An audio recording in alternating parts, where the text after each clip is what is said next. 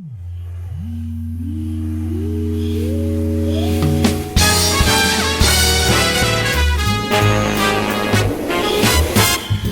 little friends are flying. Welcome to Musical Orbit's webinar with 2/5 of the Onyx Brass Quintet. We have Amos Miller, a trombonist, and David Gordon-Shute, tuba player. Now, these gentlemen, brass players extraordinaire. They travel around the world, playing in all sorts of different situations. They're also principals of the Royal Ballet Sinfonia in Birmingham in the UK, and have played in concert halls everywhere, really, haven't you guys? Thank you so much for joining me today. Pleasure.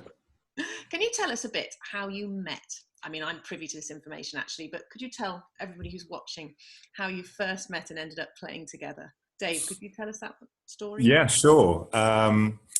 Well, we were, all three of us, very lucky to do the National Youth Orchestra, which was, I'm pretty sure, a big inspiration to all of us, and is one of the reasons why we're sitting here having this chat now. Amos and you, I think, had been doing it for at least a year and a course more than I had when I joined. Yeah, you were a new boy. I think my first meeting with Amos was when he'd, I think he was about 15 years old, and it was unable to stand up straight due to, he must have been up to something that afternoon that I don't know what it was, but that's how we met. And in fact, that's the premise behind Onyx Brass as well, because the original 5 members of the group had all been members of the NYO at some stage. And Onyx is a sort of slightly jumbled up acronym of ex-NYO. And so that's, the group's basis was from that amazing teaching experience and learning experience we had in the NYO. And so then after NYO, we all decided we wanted to be musicians. What was the next step for you, Amos, after that? That's a good one. I kind of knew I wanted to be a trombone player already at A-level sort of time, but I was lucky enough to blag a bit of a place in a good uni with not having to get that higher grades. And I thought actually it'd probably be stupid to turn that down. And as it turned out, I probably did more playing, much less practice, but more playing in those 3 years of uni than I've done at music college, to be honest. So I feel it really profited me because I was surrounded by some very bright people and had lots of opportunities to do not just playing in orchestras, but I mean, playing in funk bands that supported soul to soul and, all this interesting, slightly wider diversity of stuff. And then went and did a postgrad at the Royal Academy of Music at the end of that, where I suddenly realised that my technique had somewhat lagged behind my experience, so I needed to practice quite a lot. But that was quite easy because I remember my first day at music college having done some practice and had a lesson, and then got to the end of the day and thought, actually, that's it. I don't have to write any essays ever again. I never need to own a pen, and that was quite a liberating moment. So all I had to do was play the trombone. So it was quite easy to motivate myself to practice at that point. And how many hours as a brass player did you manage when you were at college? Dave, how many did you manage? Well, similar to Amos, I was at university and then absolutely had to study at music college afterwards. And about 9 months into my university career, I decided that. And from that point, it was 3 hours a day, every day. And it was all about sort of finding the dead spots of the day when people were just sitting around watching Neighbours, or when before supper, people would have finished their work and they'd be hovering around, maybe having a quick pint, at university. So I did slightly pay the penalty socially, but as I'm sure that the two of you would agree, once something is there that you are desperate to achieve, it was sort of 3 hours a day, and then 3 hours a day through music college as well as a postgrad, really, and afterwards for a bit. And then when you left music college, it's a quite terrifying moment, really, isn't it? When you suddenly realise you've been preparing for this great event, your life to start after music college is finished. And then how does your career start? How did your career start, Amos? How did it start for you? It's an interesting one, that, actually, because I think there's some very positive things about leaving college. One of, not least of which, actually, is that I think in the first 6 months after you stop having regular lessons, you actually improve more than you've ever improved at any point before, because suddenly your brain's got time to assimilate all the material. At college, you're being thrown information and ideas all the time. It's very exciting and very stimulating. You can't really assimilate that stuff into your playing until you've got a bit of space to do it. And when you leave college, you will have space to do it, because very few people immediately walk into an incredibly busy diary. So the first thing you have to do is feel positive about the fact your playing is getting better still, but also not get panicky about, you have to be prepared to play a bit of the long game. So when I left college, we got a little bit of teaching, which more or less covered half the bills or something. I made a rule when I left college that I would, because I always wanted to be a player full time. I really loved teaching, but I didn't want it to be my main thing. I wanted to play, and I made a rule that I would never ever turn a playing gig down ever. If it clashed with the teaching, I'd always rearrange the teaching, even if it was a pain in the bum to do that. I always made sure I rearranged stuff. And the other thing is just to keep your morale up. I mean, I got a bit low after 6 or 8 months not getting much interesting work, and then suddenly one day out of the blue, you'll get something. In my case, the first proper thing I got. Well, I was lucky. I was lucky enough to do Rambert from the moment I left college, but that was very ephemeral. They didn't need a trombone very often. And the first proper patch was 3.5 weeks with the English Chamber Orchestra in Vienna. And basically their usual crew didn't want to do it because it was right over Christmas. And but obviously at that age I didn't care. So I had 3.5 weeks with the ECO, and that was a big thing. It was doing Magic Flute, and it was in Vienna. And that protracted period of time, but at the end of it, I felt quite confident that I was sort of more or less holding my own in this exalted company, just about. And that gives you a bit of confidence. And then it's on your CV at that point. So, and then the grapevine will work, and they'll say, oh, they were working with so-and-so, and they must be not a complete muppet, therefore let's get them here. You know what I mean? Yeah. And Dave, that's a very important thing, isn't it? It's not just learning to do your job, but it is networking. It is getting your name out there and proving to people that you can cope under the pressure, which as a tuba player, I had a lot of sitting around, and then suddenly the pressure is on. Yeah. Yeah, yes, that's a good point. The tuba is it's such a silly instrument in many ways, but I think most tuba players who enjoy what they do love the fact that they are the kind of carpet for the brass section. You know, if they weren't there, the brass section wouldn't sound quite as good, and so you're never going to have a kind of shining role. There are a handful of pieces where you'll get 10 seconds of shine, and then that'll be it. You can go back into your box after that. But the networking point as well is it's a very difficult one to qualify and quantify, because you're really, I think the best way of someone describing that, I mean, you talk about it as networking. And I remember being at the Royal Academy of Music as a postgrad, and there was a fantastic overseas teacher who was the international chair of brass chamber music. And I know he's still teaching now. He's a lovely guy. He said to us, which is another way of saying what you've just been saying, Nicole, he said to us, when you're working and as you leave music college, don't forget to cultivate your personality. And this felt like a slightly American expression. We didn't really understand it. There were lots of bemused brass players looking at each other, thinking, what does he mean? And he saw this bemused expression, and he said, guys, don't be an asshole. I think when you leave music college, when you're embarking on the profession, it's all too easy to appear like a kind of scampering dog and, I want to do this and I'm desperate to do that.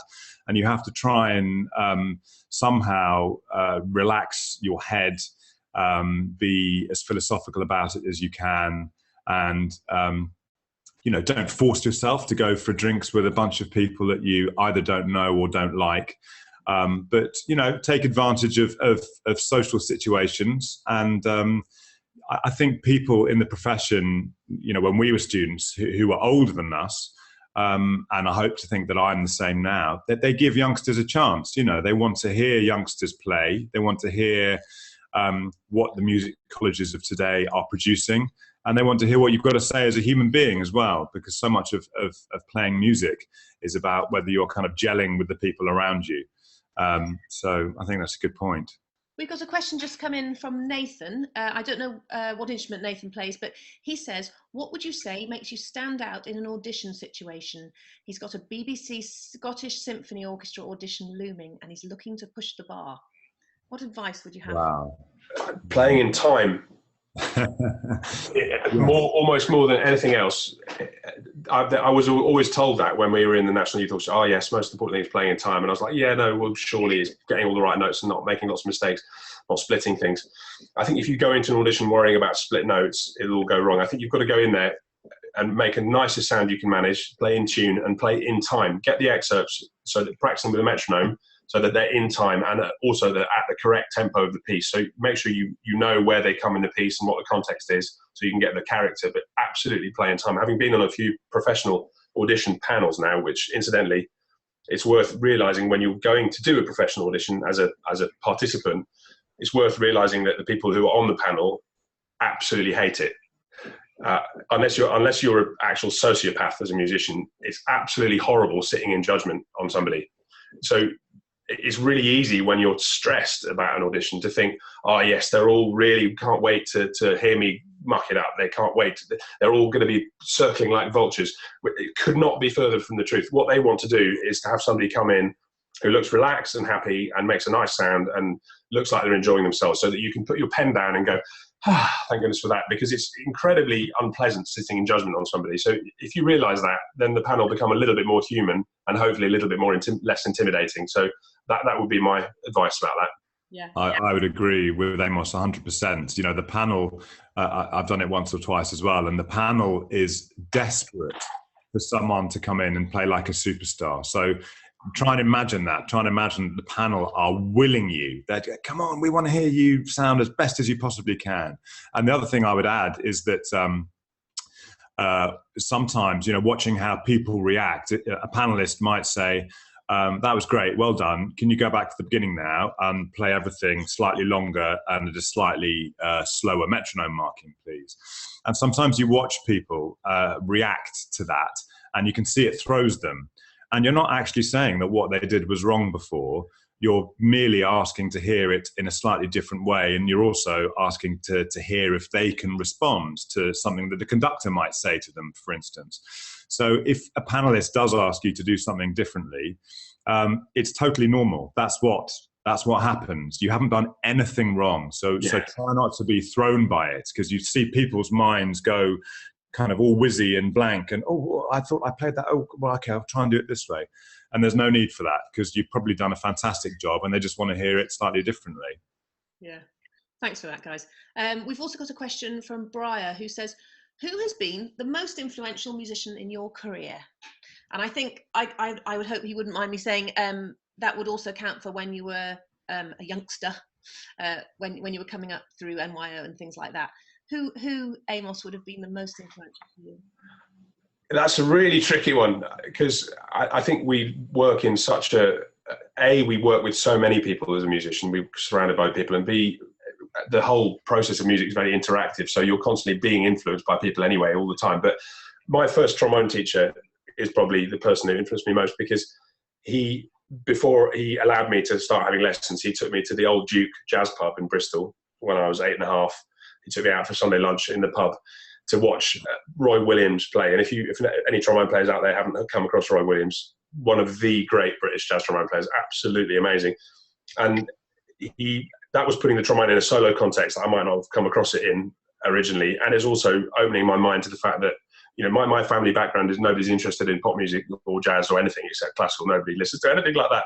So for me, it was a sort of spiritual moment for me, because I'm actually a monumental jazz fan. So it suddenly taught me that right from the start that there's more than one way to skin a cat, you know. So he's probably, if I had to pick one, it'd be him, I think. John Berry, he's called. Oh. And Dave, who would be yours?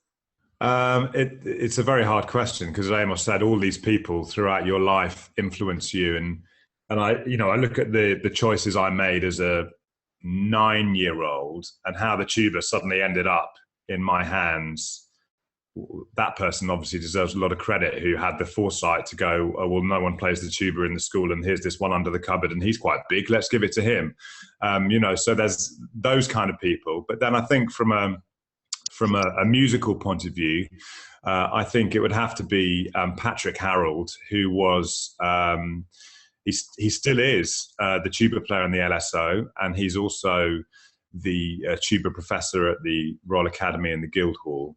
and he does all sorts of extra coaching as well. He's very hotly in demand as a teacher.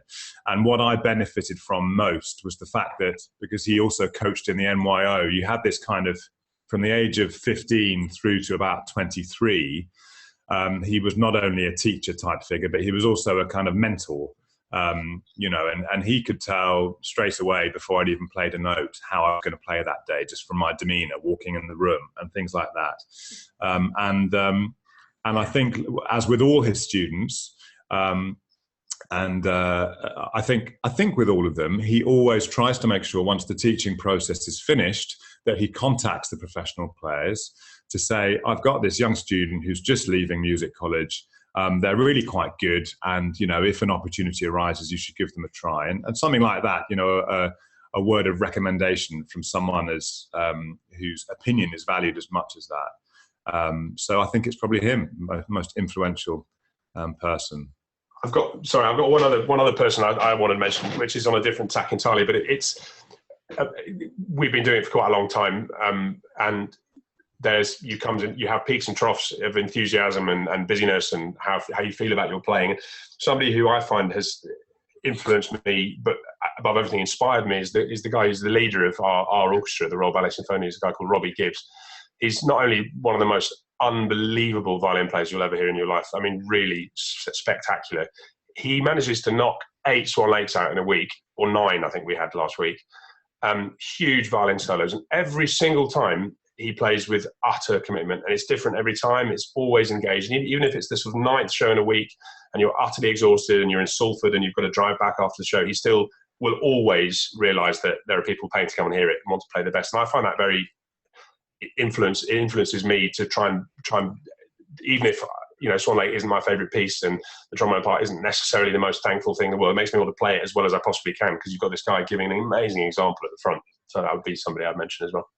That's what I've loved so much about being a musician. Isn't the music I make, it's all the music around me. And playing an orchestra has been the greatest pleasure of my life. It was from the minute we started National Youth Orchestra. Big time. I mean, I was lucky enough while I was at university to have a couple of lessons off Dennis Wick, legendary LSO trombone player. And the best thing he told me, which is probably the best thing any teacher's ever told me as a trombone player, he said, I can sense with you, Amos, that I think you might be a bit frustrated sometimes because you like to play a tune and you like to show off a bit. You might get a bit frustrated as an orchestral musician because you don't get much of a chance to shine that often. He said, what I'd tell you is this: what you need to do is try and imagine yourself as a very high quality cabinet maker. And every time you play, you're making the most perfect dovetail joint, which fits in and it contributes to the beauty of the whole piece. And when you start feeling you're a little bit frustrated that you haven't got the beautiful tune, just remember you're being paid money to sit in the best seat in the whole house to listen to some of the greatest geniuses in the world. And I literally, there isn't a day that goes past when that doesn't occur to me as a sort of reassuring concept of how lucky we are to do what we do, Yeah. So going back to your very varied careers, tell me a bit more about Onyx Brass.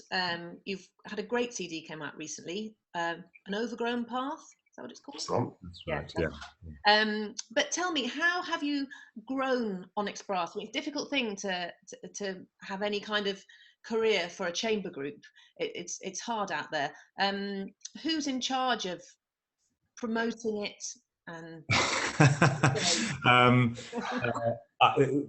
the important thing to say is that artistically, no one is in charge. We're a group of 5 people who are continually WhatsApping ourselves. We've got our WhatsApp group, and we need to hear everyone's opinion on anything artistic. Should we program this? Should we program that?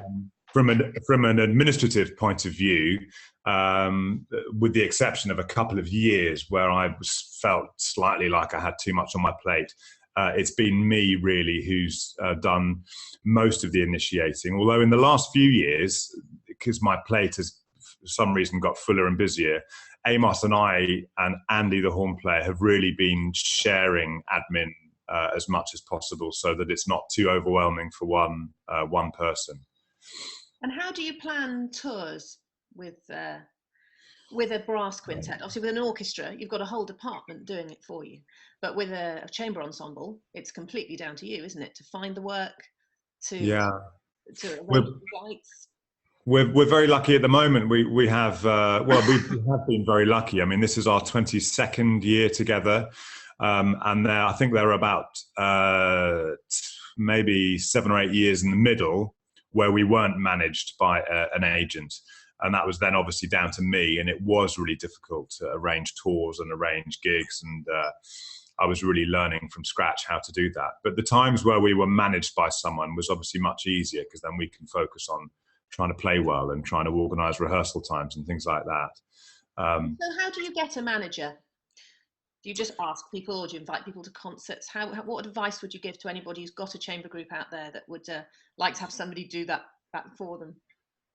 Well, that's a good question. I mean, I'll let Amos might have views on this, but a kind of anecdote is the way that we got our first manager was by winning a chamber music competition and being given part of the Purcell Room recital. This is the Park Lane group, which I think still runs, the indefatigable John Wolfe still runs these young artist schemes that happen every January.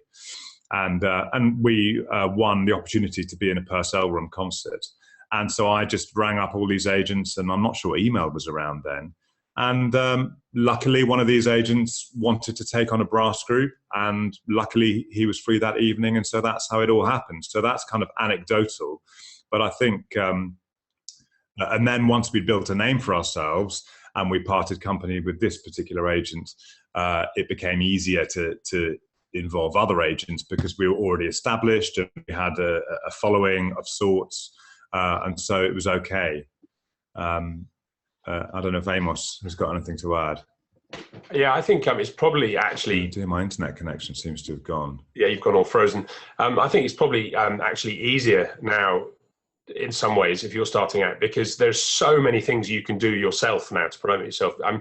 For example, the agent that Dave invited to the Purcell Room, we spotted him because the internet wasn't around. We spotted him because we were doing a concert somewhere, and one of the other artists in the concert had left their publicity material around, and his name was on the bottom. So that's where Dave got the phone number.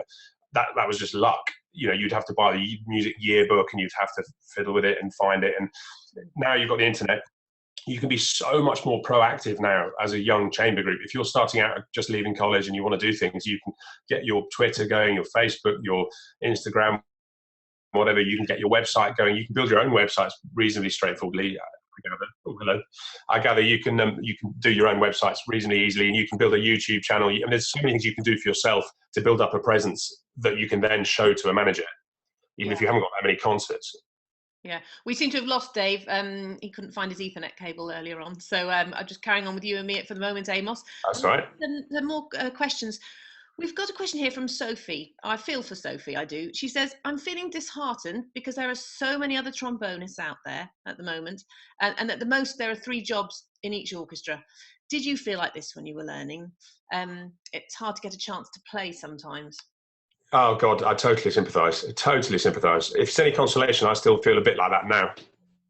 And I'm lucky enough to be reasonably busy. But yeah, I think what one has to remember first and foremost is that having a job in an orchestra is not necessarily the be all and end all of everything that will make you happy.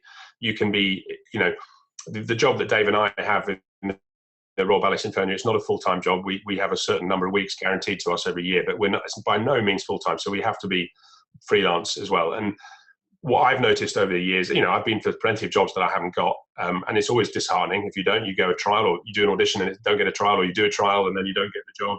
And Dave again. Hi, Dave. Dave. Sorry. So I would desperately not want her to get disheartened, because I think you can make your own musical fulfillment by doing all sorts of things. So the orchestral job isn't, obviously it'd be lovely. We'd all love to have a job in the international, well-paid, easy conditions orchestra, but that doesn't really exist. So you've got to make your own life, freelance life. So get out there, be as proactive, start your own chamber group, and you know, you will, if you're persistent and you practice really hard, you will get opportunities. And it's a question of just being open-minded enough and well prepared enough when they come along. I mean, my first opportunity I ever had in a major London orchestra was was as a result of something quite sad, in the sense that the second trombone player in the Philharmonia's child was ill, luckily not severely, but ill enough that meant he couldn't come to the rehearsal. So I had a phone call from Dudley Bright, who used to be the first trombone in the Philharmonia, saying, can you be at the festival hall in 45 minutes? And yes, I could. And I kept my head down. I was absolutely terrified all morning, and just about got away with it, which meant he then said, can you come do the concert tonight? And then after the concert, I got away with that as well. And he said, oh, can you do the whole of the week? And that meant I was then on the list. So when the opportunity comes, be ready for it and take it. And don't think, oh, but I've got my teaching today, I've got to rearrange that, so I'll say no. Go, yes, please, and worry about the other stuff later. That would be my advice. But please don't get disheartened. If you love it enough, I think if you're single-minded enough and you love it enough, you will be able to get work in a way that makes you happy and satisfied. Yeah. You know, I also know a lot of people who are waiting for the big break and don't realise that a very, very small break in the middle of nowhere, badly paid, might be a good way to meet somebody who could be very influential in your career. Definitely. I've done some gigs where I've been, travelled 5 hours to get there, 5 hours to get back, but it was worth doing the gig because I ended up sitting next to somebody who heard me and then got exactly. me somewhere else. So it's often worth doing these things which don't necessarily look great on paper, but can be really, really useful in the long run. And also, I mean, on a far less practical level, you can be dreaded. Sometimes you dread a gig and you dread going there and it's a long time away and la la la.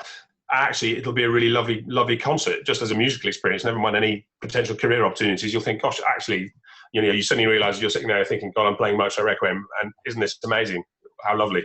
I still massively have that. I still massively get goose pimples quite regularly, thinking, God, I love this bit, which is great. What a lucky profession that is.